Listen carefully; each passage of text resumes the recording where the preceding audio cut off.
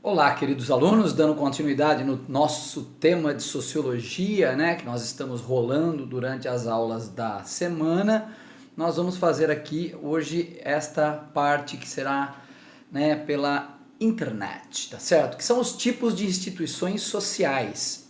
Bom, elas vão se caracterizar basicamente de dois tipos. As instituições que são chamadas de instituições espontâneas, que são aquelas que surgem espontaneamente com base nas relações entre os indivíduos. Basicamente seria o seguinte: a sociedade senta e combina essa instituição, é acordado entre a própria instituição. Então a gente senta e combina que vai haver esta instituição. E a gente pode, né, a gente vai criar essa instituição através das relações entre os indivíduos dessa sociedade. A família seria a principal instituição desse tipo, né? Porque afinal de contas, eu vou citar aqui algo que todo mundo já sabe, mas que de repente é bom a gente só lembrar. Se você pegar o caso, por exemplo, do Brasil, você não tem casamentos onde as pessoas são obrigadas a se casar. Então você, quando vai constituir uma família, na verdade, você constitui a sua família de livre e espontânea vontade. Duas pessoas se conhecem, essas duas pessoas podem ser, né, um homem e uma mulher, essas duas pessoas podem ser dois homens, essas duas pessoas podem ser duas mulheres, enfim, né, aquilo que você acha melhor e mais prudente para a sua vida. Então você conhece uma outra pessoa e resolve constituir com essa pessoa uma família.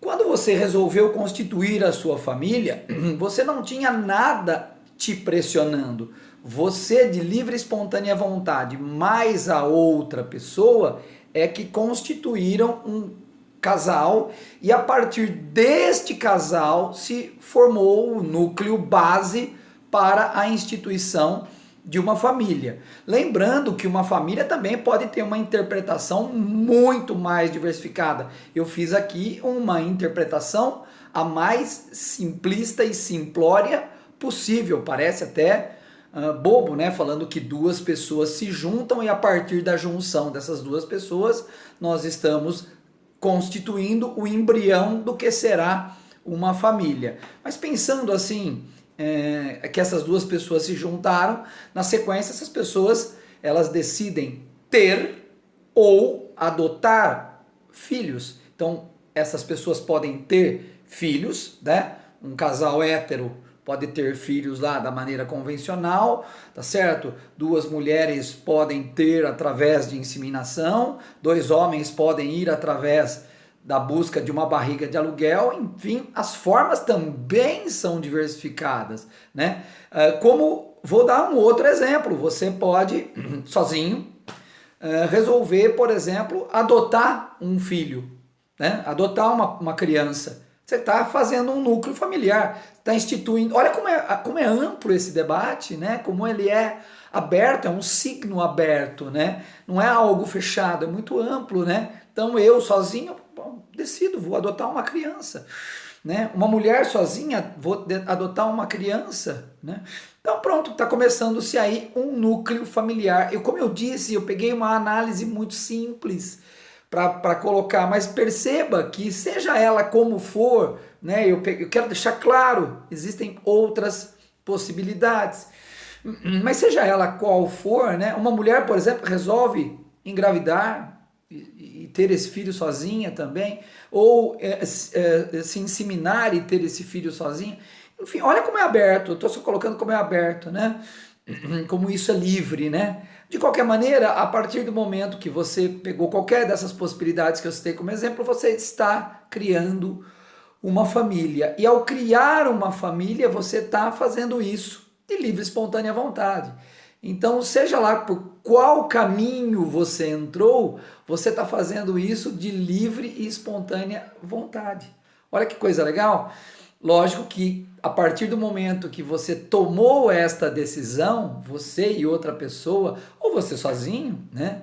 você passa a ter novos compromissos e novas responsabilidades. A sua vida muda de figura. Quantas vezes a gente não ouve, não escuta pessoas dizendo, olha, agora eu tenho que batalhar, agora eu tenho família para sustentar. Né? Então agora há uma preocupação, né, com outros que dependem de você e que talvez não tenham possibilidade de sustentar suas próprias vidas ainda, né? Então é um signo aberto, eu pus aqui alguns exemplos, tá certo?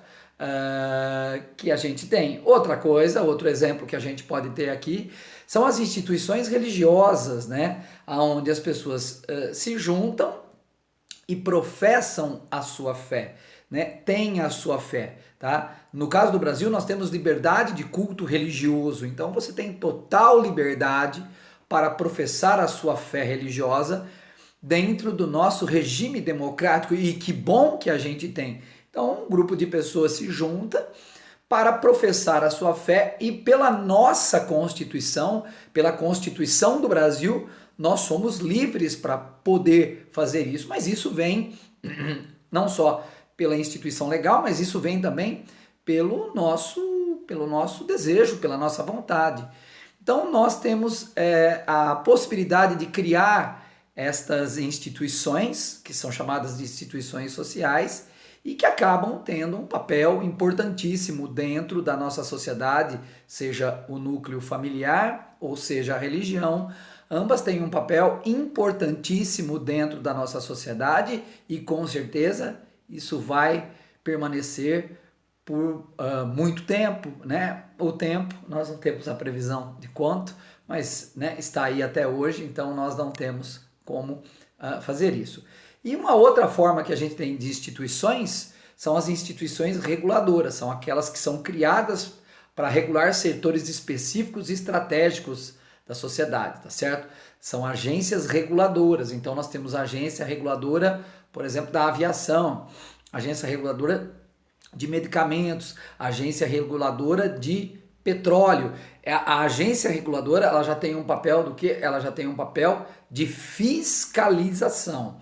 Então vocês viram que as que nós falamos anteriormente, elas são instituições aonde nós criamos de livre e espontânea vontade. Essa daqui não. Essa aqui já são criadas para que haja uma regulação. Então nós temos esses dois tipos de instituições. Beleza, pessoal? Ficando por aqui. Valeu, galera. A gente se vê em sala de aula continuando esse assunto.